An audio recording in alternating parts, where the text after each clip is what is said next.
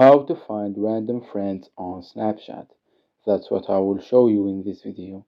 But before we begin, make sure to subscribe to the channel and ring the bell to get notified whenever a new video is posted. With that said, let's get started. So the process is very easy and simple. Just follow these steps. Go ahead and open up Snapchat.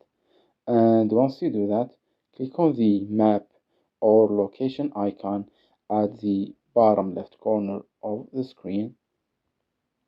Once you do that, you will get to this map right here, where it shows you different locations around you.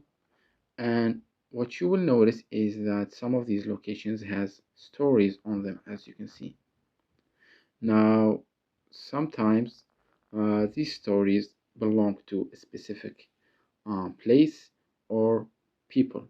As you can see right here, these stories belongs to places such as restaurants. So let's click on them, and what you will see is that they does contain several stories within them. So if you uh, clicked on them, you will see that these are actually stories that belongs to different people.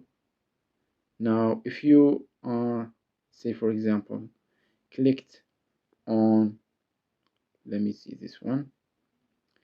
If you clicked on these profiles right here, you will get to these people profiles, which can potentially be friends or just random people that you know.